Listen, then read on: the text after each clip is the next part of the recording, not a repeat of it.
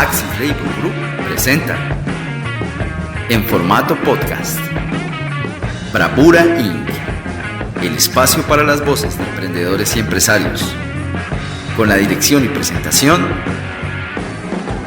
de Axis Murcia. Parte número 6, lecciones 45 a las 51, del libro Aprenda de la Mafia de Luis Ferrante. Bienvenidos.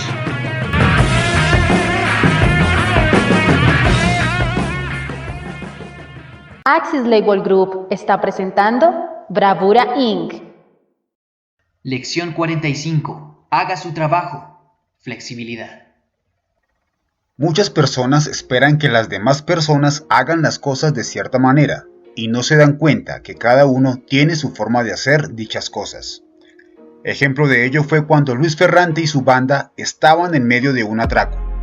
El inconveniente que se les presentó es que la combinación de la caja fuerte solo la conocía una persona que se encontraba de vacaciones. Por ello, Luis hizo uso de la interconexión de la mafia para hallar a alguien que pudiera abrir esa bendita caja fuerte.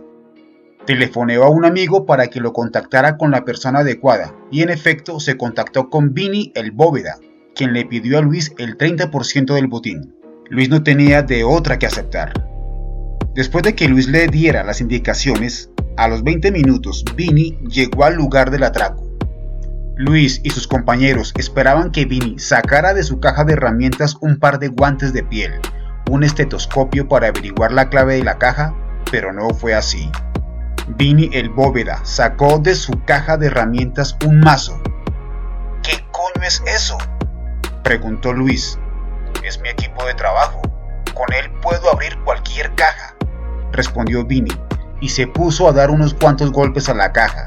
Arrancó unas láminas de metal y cortó la malla de metal con unos alicates gigantes. En efecto, la caja se abrió. Los mafiosos sacaron el botín. Vini tomó su 30% y final feliz para ellos. La forma de trabajar de cada persona no debe ser asunto tuyo, siempre y cuando hagan el trabajo correctamente. Deja que hagan su trabajo. Lección 46. Le disparamos 12 veces y sobrevivió. La mayoría de los problemas se solucionan por sí solos. Anthony Caso, su jefe de la mafia lucchese, sospechaba que el matón Pete el Gordo estaba poniéndose en su contra, así que ordenó su asesinato. Los sicarios que se encargaron de la orden le tendieron una trampa a Pete el Gordo en una gasolinería, mientras aquel llenaba el tanque de su carro. La emboscada se dio y los matones acribillaron a Pete con una lluvia de tiros y sin más se fueron del lugar. Pero Pete el Gordo sobrevivió al atentado. Resulta que la capa de grasa del cuerpo de Pete el Gordo absorbió todos los impactos de los proyectiles, como un chaleco antibalas. Esto le salvó la vida. Uno de los matones que participó en este atentado le dijo un día a Luis: antes de dispararle, el hombre apenas podía respirar. Le pegamos 12 tiros y sobrevivió. Ahora Pete tiene todo un equipo de enfermeras cuidándolo y su salud se encuentra mejor que antes, gracias a nosotros. Luis creía que aquel matón le estaba tomando el pelo, pero siguió diciéndole: si nosotros lo hubiésemos dejado tranquilo, de seguro se habría muerto solo. Muchas veces es mejor dejar las cosas tal como están. Aprende a distinguir entre los verdaderos problemas que requieren atención y los que carecen de importancia, ya que muchos se resolverán por sí solos. Lección 47. ¿Sabe usted quién es mi tío? Todo el mundo es importante. En Brooklyn y Queens, todo el mundo está relacionado de una forma u otra. Cuando se está en la mafia, te das cuenta de eso, y lo mejor es tratar a todo el mundo con respeto, por si acaso. Cuando John Gotti se convirtió en el jefe de la mafia Gambino, su primer cargo fue un caso de lesiones leves, que tuvo lugar en un parking. Resulta que un tipo cualquiera empezó a discutir y a faltarle el respeto a Gotti, lo que inició una pelea.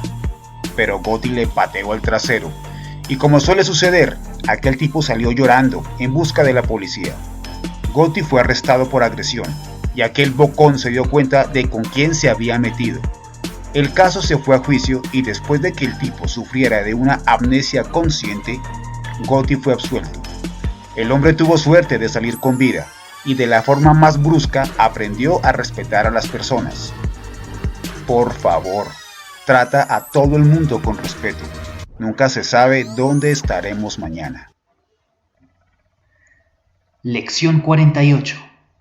¿Quién soy yo? ¿Un don nadie? Lo que la gente piensa realmente de usted. ¿Cuántos de nosotros nos conocemos a nosotros mismos? Muchos mafiosos son personas inseguras y vanidosas que se preocupan por su imagen. Sin embargo, es importante saber cómo te ven los demás.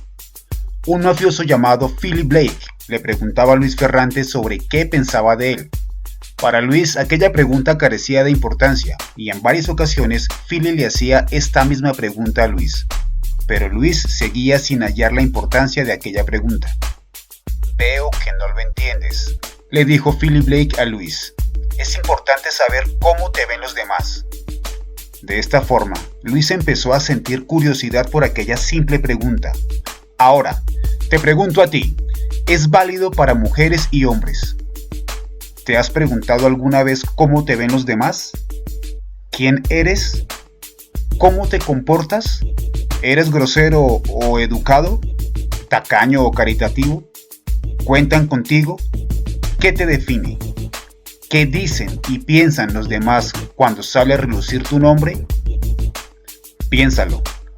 Podemos utilizar el consejo de Philip Blake para analizarte, cambiar tu carácter y tu destino. Lección 49. Juegue con fuego y seguro que se quema. Es el año 1929. La primera guerra entre la mafia en Estados Unidos se llamó la Guerra de Castellamarese, un conflicto muy sangriento originado por el deseo de controlar la mafia americana. Los dos bandos oponentes fueron las fuerzas de Joe Masseria y las fuerzas de Salvatore Maranzano. Y en medio estaba Tony Bender, un matón que sobresalió por cambiar de bando según sus intereses. Cuando la guerra castellamarese estalló, no tardaron en aparecer las puñaladas traperas de Tony Bender.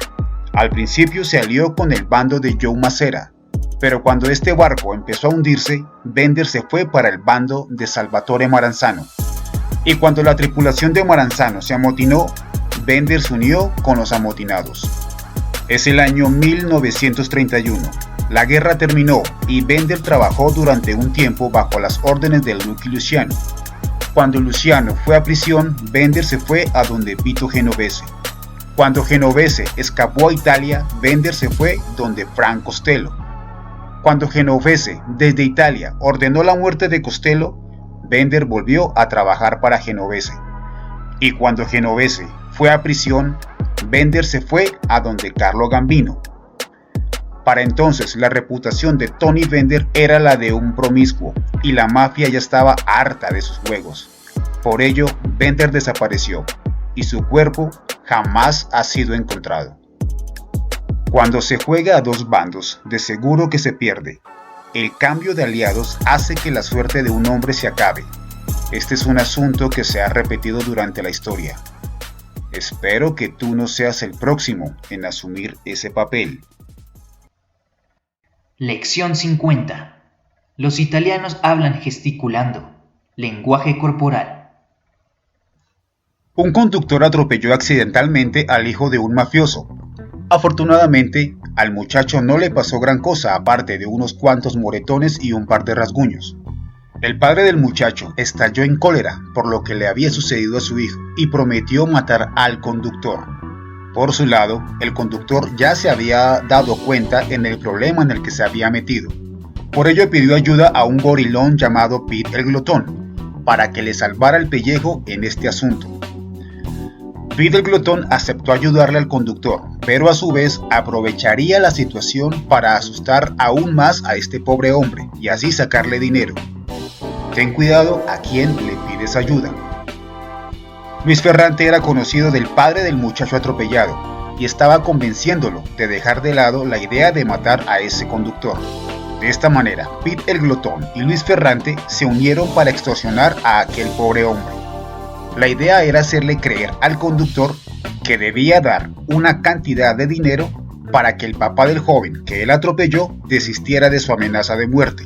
Por ello, el conductor entregó $10,000 a Pete, argumentando que ya no tenía más dinero para dar.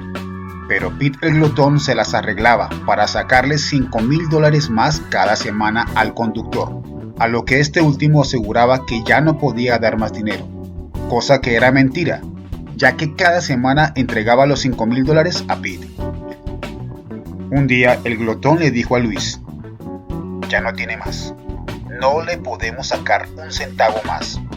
Luis no lo creía, ya que el conductor mentía cada semana diciendo que no podía sacar más dinero, pero al final terminaba dando los $5,000. Pete le dice a Luis: «Llevo haciendo esto muchos años y sé cuando alguien me está engañando o no. Si lo seguimos apretando, irá a la policía o se tirará a un precipicio». Luis le pregunta: «¿Cómo sabes que antes nos estaba engañando y ahora no?». Pete el glotón le responde: «No lo sé por lo que me dice, lo sé por los ojos, por la respiración, por las manos, por otras cosas, por su lenguaje corporal». Así que el dinero que le sacaron al conductor se repartió entre Pete, Luis y el papá del joven atropellado.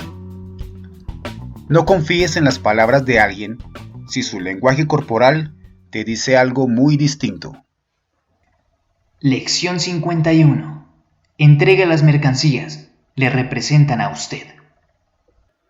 El mafioso Nick el Cuchilla fue acusado de asesinato. El juez encargado de sentenciar a Nick tenía relaciones corruptas con otro juez, Edwin Helfand, quien se había reunido con Nick el Cuchilla para solucionar su problema. Ambos jueces pactaron una sentencia para Nick por $12,000. Nick el Cuchilla soltó el dinero, pero a pesar de ello fue sentenciado en el juicio, pagando 6 años de cárcel. Cumplida su condena, y en época de nieve, Nick el Cuchilla compró una pala, un pasamontañas, guantes y una pistola calibre 22. Estaba vestido como un quitanieves que se encargaba de la nieve de las casas de las personas. Pues Nick llegó hasta la casa del juez Edwin Helfand. Entró al salón donde éste estaba cenando con su esposa, y cuando Nick salió de aquel hogar, el juez Helfand yacía muerto sobre su asiento. Si te pagan por un servicio o un producto, proporciónalo. Tú representas lo que ofreces.